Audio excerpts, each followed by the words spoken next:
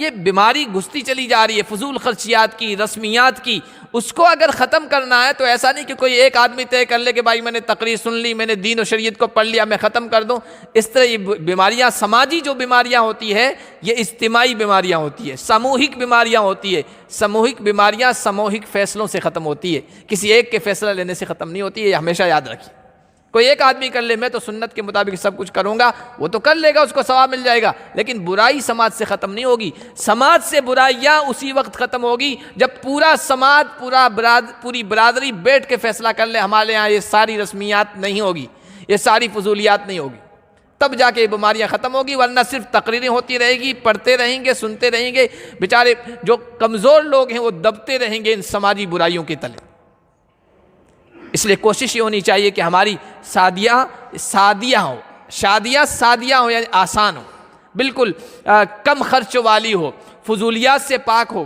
بے شمار چیزیں آج ہمارے بیٹیوں کا جو نکاح کرایا ہے اور آپ کے صحابہ کا جو نکاح ہوا ہے وہ کتنا سادہ، کتنا آسان اور کتنا قابل عمل، کہ اگر وہ راستہ امت مسلمہ اپنا لے، اس طریقے کو اپنا لے، اس اسوے اور نمونے کو سامنے رکھ دے، ہماری مشکلات حل ہو جائے.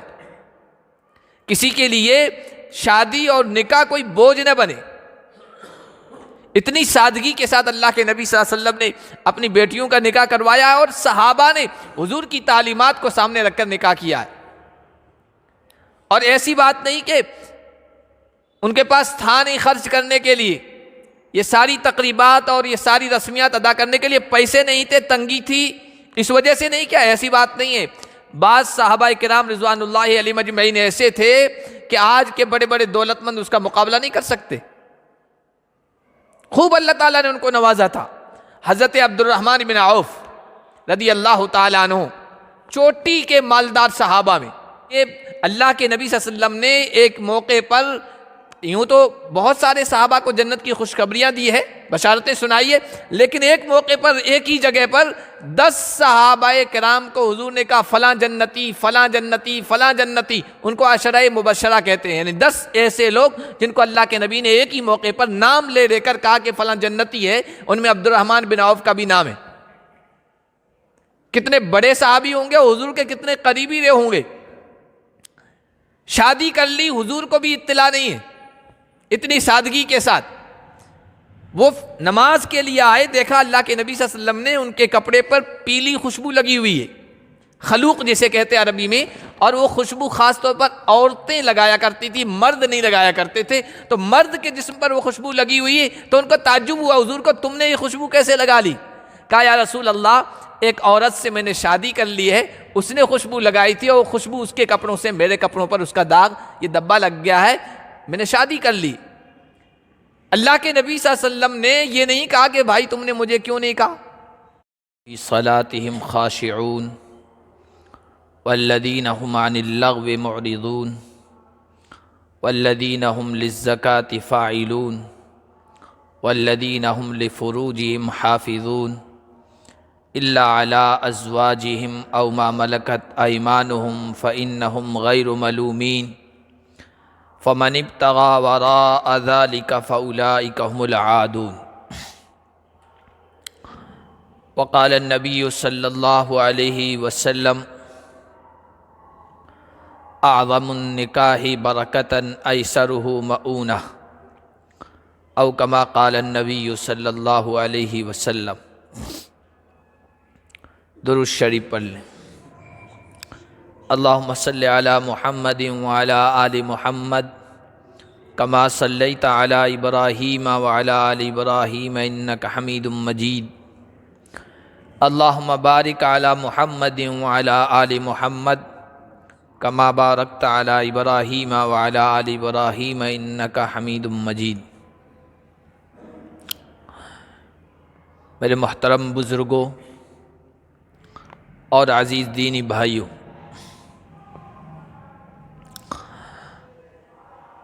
اسلام دین فطرت ہے.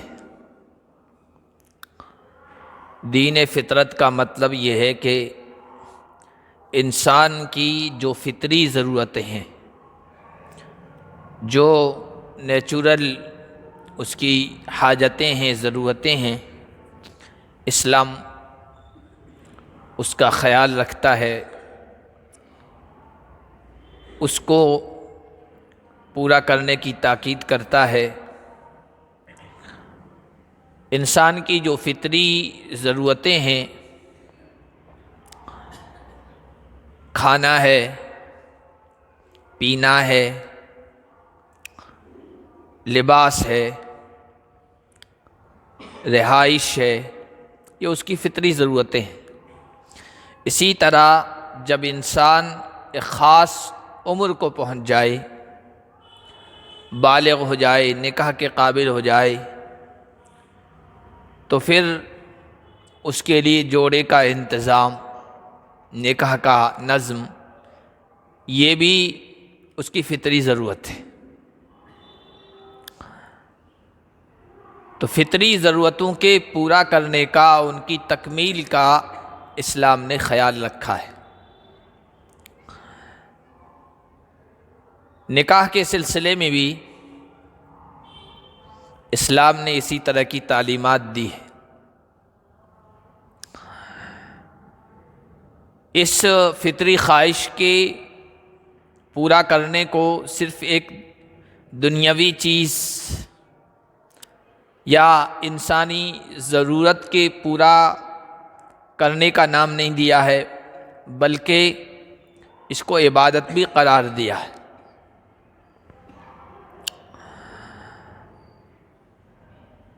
اللہ کے نبی صلی اللہ علیہ وسلم نے ایک موقع پر ارشاد فرمایا تھا کہ من تزوج فقد استکمل نصف الدین فلیتق اللہ فی النصف الباقی۔ جس نے شادی کر لی، جس نے نکاح کر لیا، اس نے آدھا دین مکمل کر لیا، اس نے آدھا دین مکمل کر دیا۔ اب اللہ سے ڈرتا رہے باقی آدھے دین کے بارے میں۔ تو نکاح کو، جس میں انسان اپنی خواہش پوری کرتا ہے، اس کو آدھا دین قرار دیا جا رہا ہے۔ اب علماء نے لکھا کہ یہ آدھا دین کیا مراد ہے؟ انسان عام طور پر جو گناہوں میں مبتلا ہوتا ہے وہ دو چیزوں کی وجہ سے، یا تو شرمگاہ کی وجہ سے یا پیٹ کی وجہ سے، کھانے پینے کی ضرورتوں کو پورا کرنے کے لیے یا خواہش کی ضرورت کو پورا کرنے کے لیے، یا پیٹ کی وجہ سے یا شرمگاہ کی وجہ سے۔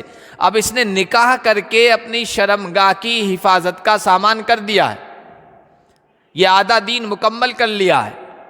اب جو پیٹ کا جو سامان ہے اس کے بارے میں فکر کرے کہ غلط چیز، حرام چیز، ناجائز چیز اس میں داخل نہ ہونے پائے، وہ آدھا دین۔ تو نبی علیہ الصلوۃ والسلام نے نکاح کو آدھا دین قرار دیا ہے۔ اور اس کے علاوہ خواہش پوری کرنے کو گناہ قرار دیا ہے۔ 18ویں پارے کی جو آیتیں میں نے پڑھی، اس میں اللہ تعالیٰ نے کامیاب ہونے والے اہل ایمان کی چند باتیں بتائی، نشانیاں بتائی۔ قد افلح المؤمنون، کامیاب ہو گئے ایمان والے۔ کون سے ایمان والے؟ الذین هم فی صلاتہم خاشعون، جو اپنی نماز خشوع خضوع کے ساتھ ادا کرتے ہیں۔ والذین هم عن اللغو معرضون، وہ ایمان والے کامیاب ہیں جن کے اندر دوسری نشانی اور بات یہ پائی جاتی ہے کہ وہ لغو کاموں سے، بیکار کاموں سے، لہو و لعب سے، کھیل تماشوں سے دور رہتے ہیں، اعراض کرتے ہیں، منہ پھیرتے ہیں۔ والذین هم للزکاۃ فاعلون، جو زکوٰۃ ادا کرنے والے ہیں وہ اہل ایمان کامیاب ہیں۔ والذین هم لفروجہم حافظون، اور وہ ایمان والے کامیاب ہیں جو اپنی شرمگاہوں کی حفاظت کرتے ہیں۔ الا علی ازواجہم او ما ملکت ایمانہم فانہم غیر ملومین، اپنی خواہش کو پورا کرنے کا جو طریقہ تھا، جو راستہ تھا یا جو ذریعہ تھا، جب قرآن نازل ہو رہا تھا اس وقت دو ذریعے تھے۔ ایک باندیوں کا رواج تھا اس وقت، تو اپنی باندیاں ہیں ان سے خواہش پوری کرنا، یا نکاح کا جو اب بھی باقی ہے، جو اپنی شرمگاہوں کی حفاظت کرتے ہیں، ہاں باندیوں سے خواہش پوری کرتے ہیں یا جن سے نکاح ہو گیا ان سے خواہش پوری کرتے ہیں، فَمَنِ ابْتَغَىٰ وَرَاءَ ذَٰلِكَ فَأُولَٰئِكَ هُمُ الْعَادُونَ، جو اس کے علاوہ طریقہ اپنائے گا، خواہش پوری کرنے کا اس کے علاوہ کوئی ذریعہ چنے گا، اختیار کرے گا، فَأُولَٰئِكَ هُمُ الْعَادُونَ، ایسے لوگ حد سے گزرنے والے ہیں، باؤنڈری کو پھلانگنے والے ہیں، اور جو حد سے گزرنے والا ہے وہ کبھی کامیاب نہیں ہو سکتا ہے، وہ اللہ کی نگاہ میں کبھی محبوب نہیں بن سکتا ہے، ناکامی اس کے مقدر میں ہوگی۔ تو نکاح انسانی خواہش کے پورا کرنے کا ایک ذریعہ ہے، اسی لیے اسلام نے نکاح کو آسان سے آسان بنایا ہے تاکہ انسان کا قدم غلط راستے پر نہ پڑے، اس کی خواہش کو پورا کرنے کا جو ذریعہ، صحیح ذریعہ وہ اسے مل جائے، اور غلط راستوں پر وہ قدم نہ اٹھائے، قدم نہ ڈالے۔ نکاح کو انتہائی آسان کر دیا ہے۔ آپ دیگر مذاہب میں دیکھیں، پتہ چلے گا کہ وہاں کچھ نہ کچھ مشکلات نکاح میں۔ عیسائی مذہب کو اگر آپ دیکھیں تو نکاح کرنے والے جوڑے کے لیے ضروری ہے کہ پہلے پادری کے پاس جائے، اس سے ٹائم لے، نکاح کی فیس، جو اس کی فیس ہے پادری کی، وہ ادا کرے، پھر پادری جو خاص وقت بتائے گا اس میں آپ کو ان کا جو چرچ ہے، عبادت گھر ہے، اس میں جانا ضروری ہے، وہاں جا کے آپ کا نکاح ہوگا۔ اسلام میں آپ دیکھیں اس طرح کی کوئی شرط نہیں۔ اسلام نکاح کے سلسلے میں صرف اتنا کہتا ہے کہ ایک عاقل بالغ لڑکا، عاقل بالغ لڑکی ہے، دو گواہ ہیں، اور ان دو گواہوں کی موجودگی میں لڑکا یا لڑکی ایک دوسرے سے کہیں میں نے آپ سے نکاح کیا، اور دوسرا کہہ دے کہ میں نے نکاح قبول کر لیا، اور دو گواہ عاقل بالغ موجود ہیں، وہ سن رہے ہیں، اور نکاح مہر اس میں بتا دیا گیا، بس نکاح ہو گیا۔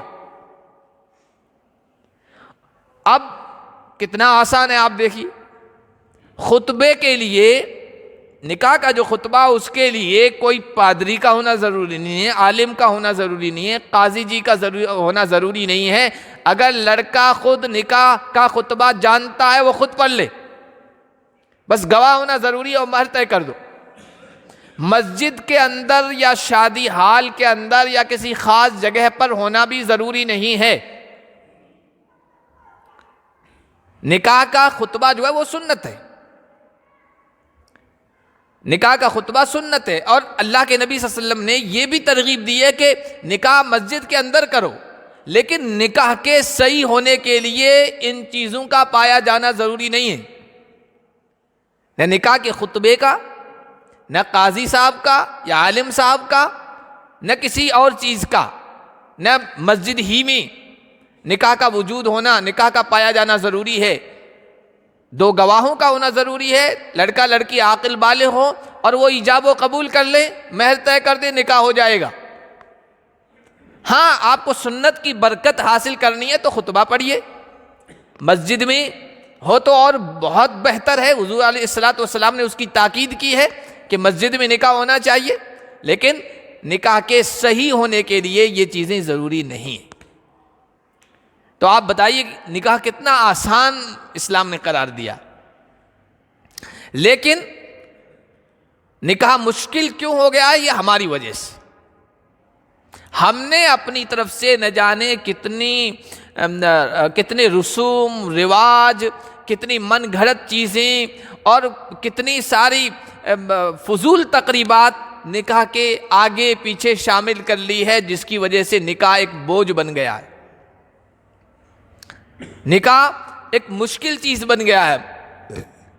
اسی لیے گناہ کے راستے کھلے ہوئے، فحاشی کے راستے کھلے ہوئے، عریانیت کے، بدکاری کے راستے کھلے ہوئے ہیں، اس لیے کہ جب جتنا نکاح مشکل ہوگا اتنا گناہ آسان ہو جائے گا، بدکاری آسان ہو جائے گی، اور جتنا نکاح آسان ہوگا بدکاری کے سارے راستے بند ہوتے چلے جائیں گے۔ ایک لڑکا اور لڑکی کو بالغ ہوتے ہوئی نکاح کی عمر میں پہنچنے کے، نکاح کے سال میں یا نکاح کی عمر میں یا مقدار میں پہنچنے کے بعد اگر اس کو اپنی فطری خواہش پوری کرنے کا ذریعہ نکاح کے ذریعے سے مل رہا ہے تو پھر وہ غلط راستے کیوں ڈھونڈے گا؟ لیکن ہم نے خود نکاح کو اتنا مشکل کر دیا ہے۔ اب آپ دیکھیے ہمارے نکاحوں میں کتنی ساری تقریبات جڑ گئی، آگے اور پیچھے آپ دیکھتے جائیے، مجھ سے زیادہ آپ کو پتا ہوگا۔ منگنے کی رسم آج کل خود ایک چھوٹے سے نکاح کی شکل اختیار کرتی جا رہی، اس میں بھی وہی خرچہ آ رہا ہے جو ایک چھوٹے موٹے نکاح میں آ جاتا ہے۔ اور پھر اس کے بعد شادی سے، نکاح سے آئے موقع سے پہلے آپ مہندی کی رسم، ابٹن کی رسم، رت جگہ کی رسم اور پتہ نہیں کیا کیا رسمیں ہمارے نکاحوں میں آ گئی، اور اس میں پھر ہدیوں کا، تحفوں کا لینا دینا اور کھانے پینے کا نظم کرنا، اور جن لوگوں کو دعوت دی ہے ان کے ہر طرح کا خیال رکھنا، یہ سب رسمیات، رسومات اور فضول چیزیں، زائد چیزیں ایسی آ گئی ہے جس نے نکاح کو مشکل ترین بنا دیا ہے۔ اللہ کے نبی صلی اللہ علیہ وسلم نے اور آپ نے اپنی بیٹیوں کا جو نکاح کرایا ہے اور آپ کے صحابہ کا جو نکاح ہوا ہے وہ کتنا سادہ، کتنا آسان اور کتنا قابل عمل، کہ اگر وہ راستہ امت مسلمہ اپنا لے، اس طریقے کو اپنا لے، اس اسوے اور نمونے کو سامنے رکھ دے، ہماری مشکلات حل ہو جائے، کسی کے لیے شادی اور نکاح کوئی بوجھ نہ بنے۔ اتنی سادگی کے ساتھ اللہ کے نبی صلی اللہ علیہ وسلم نے اپنی بیٹیوں کا نکاح کروایا ہے، اور صحابہ نے حضور کی تعلیمات کو سامنے رکھ کر نکاح کیا ہے۔ اور ایسی بات نہیں کہ ان کے پاس تھا نہیں خرچ کرنے کے لیے، یہ ساری تقریبات اور یہ ساری رسمیات ادا کرنے کے لیے پیسے نہیں تھے، تنگی تھی، اس وجہ سے نہیں کیا، ایسی بات نہیں ہے۔ بعض صحابہ کرام رضوان اللہ علیہم اجمعین ایسے تھے کہ آج کے بڑے بڑے دولت مند اس کا مقابلہ نہیں کر سکتے، خوب اللہ تعالیٰ نے ان کو نوازا تھا۔ حضرت عبد الرحمن بن عوف رضی اللہ تعالیٰ عنہ چوٹی کے مالدار صحابہ میں، مکے سے ہجرت کر کے مدینہ تشریف لے آئے، کچھ نہیں تھا پاس میں، سب کچھ وہیں رہ گیا تھا۔ اللہ کے نبی صلی اللہ علیہ وسلم نے انصار صحابہ میں اور مہاجر صحابہ میں مواخات قائم کی، بھائی چارگی قائم کی، تو اس میں انصار کے ایک بڑے مالدار صحابی تھے حضرت سعد بن ربی، ان کا بھائی قرار دیا کہ عبد الرحمن تمہارے بھائی ہیں، یہ لٹے پٹے مکہ سے آئے، ان کا خیال رکھنا ہے۔ حضرت سعد بن ربی نے کہا کہ میرے پاس یہ باغ ہے، یہ مال ہے، یہ دولت ہے، آدھی آدھی تقسیم کر دیتا ہوں۔ حضرت عبد الرحمن بن عوف نے کہا بھائی آپ کی دولت، آپ کا مال، آپ کی تجارت، آپ کا باغ آپ کو مبارک ہو، اللہ اس میں برکت دے، بارک اللہ فی اہلک و مالک، اللہ آپ کے اہل میں بھی برکت دے، آپ کے مال میں بھی برکت دے، مجھے تو آپ بازار کا راستہ بتا دیجیے، دلونی علی السوق، مجھے بازار کا راستہ بتا دیجئے۔ کاروباری آدمی تھے، کاروباری مزاج تھا، بازار کا راستہ بتا دیا، مدینے میں تجارت شروع کر دی۔ پھر اللہ تبارک و تعالیٰ نے اتنا نوازا کہ دولت برستی تھی ان کے یہاں۔ دولت برسنے کا جو محاورہ ہے وہ بالکل ان پر فٹ بیٹھتا تھا کہ دولت ان کے اوپر برستی تھی اللہ کی طرف سے، اور اللہ نے اتنا نوازا کہ ان کی سیرت آپ اٹھا کر دیکھیں کہ 2 غزووں کے موقع پر، 2 لڑائی کے موقع ایسے آئے جب اللہ کے نبی صلی اللہ علیہ وسلم کو چندے کی ضرورت تھی، مالی تعاون کی ضرورت تھی، حضرت عبد الرحمن بن عوف نے دونوں موقعوں پر 40 ہزار دینار اللہ کے راستے میں دیے۔ 40,000 دینار کوئی معمولی رقم نہیں ہے۔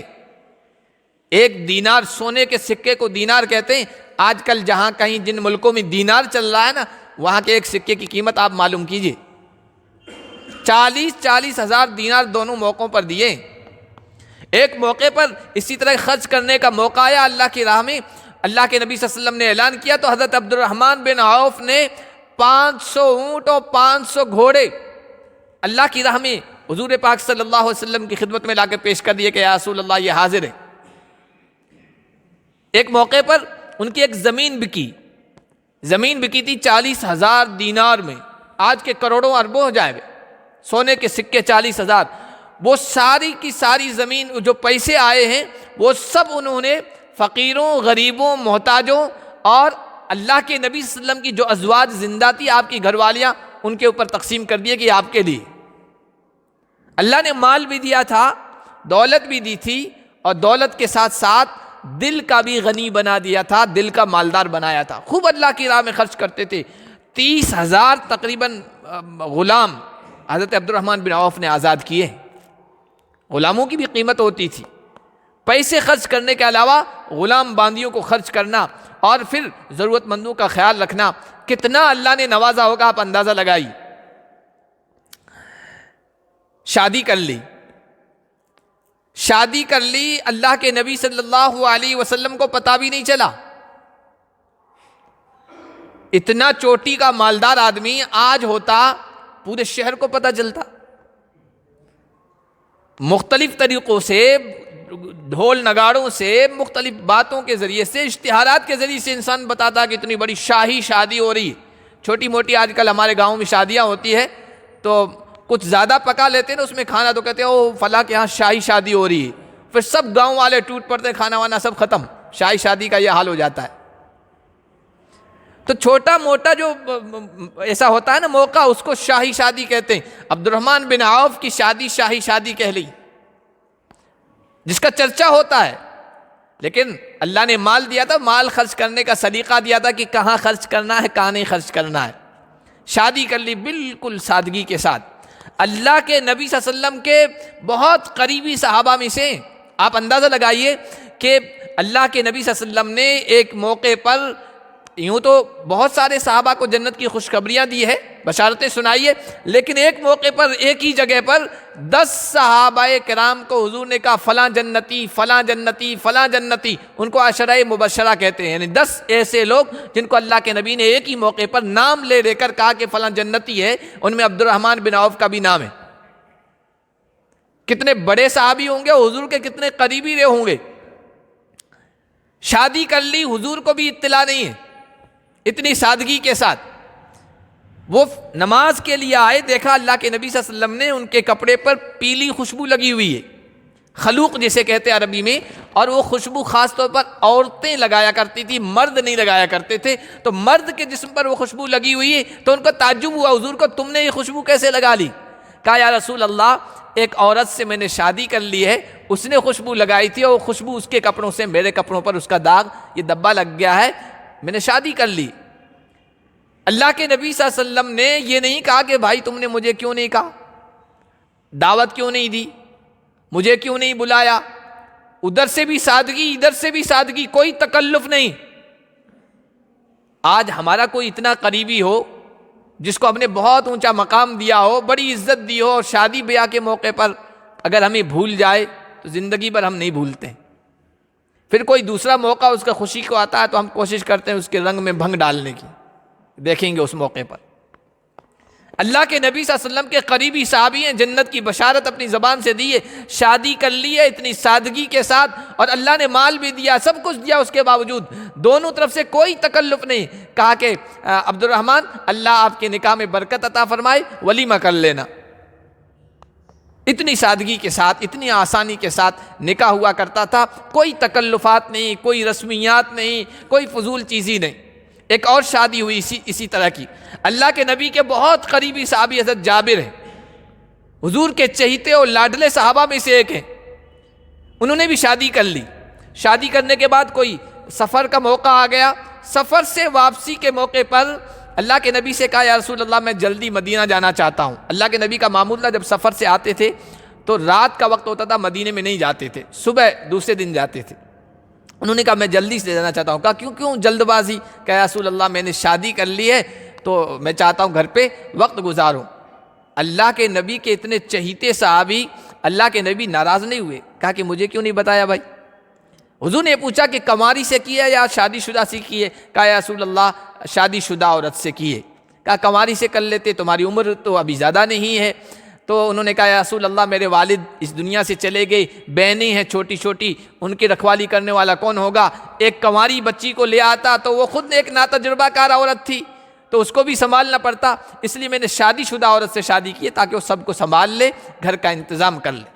اللہ کے نبی نے بڑی برکت کی دعائیں دی، لیکن آپ دیکھیے کتنی سادگی کے ساتھ نکاح ہوا ہے، حضور کو پتہ بھی نہیں چلا، اور حضور کو کوئی دعوت بھی نہیں ہے، اور نہ حضور اس پر ناراضگی کا اظہار کر رہے۔ اللہ کے نبی صلی اللہ علیہ وسلم نے اپنی بیٹیوں کے نکاح کیے ہیں، ان بیٹیوں کے نکاحوں میں بھی آج جو کچھ ہم چیزیں پیش کرتے ہیں یا جس کے لیے پوری زندگی فکر مند رہتے ہیں، بیٹیوں کا نکاح ہے، جہیز کا سامان اور فلاں فلاں، کوئی اس طرح کی چیز آپ صلی اللہ علیہ وسلم نے کوئی اس طرح کی چیز کی فکر نہیں کی۔ حضرت رقیہ اور حضرت ام کلثوم کا نکاح ہوا، اس کے سلسلے میں کوئی بات نہیں آتی کہ کوئی جہیز آپ نے دیا ہو۔ حضرت زینب رضی اللہ تعالیٰ عنہ کا نکاح ہوا تھا، اس میں ایک ہار تھا، وہ بھی حضرت خدیجہ نے دیا تھا، حضرت خدیجہ کا تھا، اپنی بیٹی کو دیا تھا، بس وہ ہار تھا۔ اس کا بھی ایک بڑا لمبا واقعہ ہے غزوہ بدر سے متعلق۔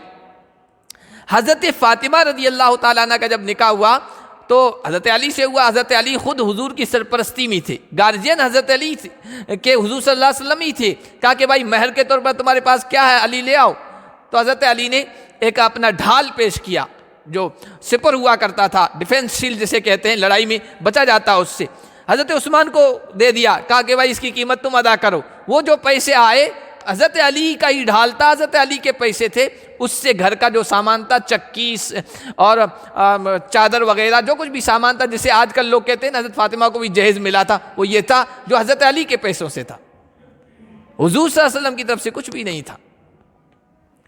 اتنی سادگی کے ساتھ، آسانی کے ساتھ نکاح ہو جایا کرتا تھا، اور یہ اسلام نے ہمیں تعلیم دی۔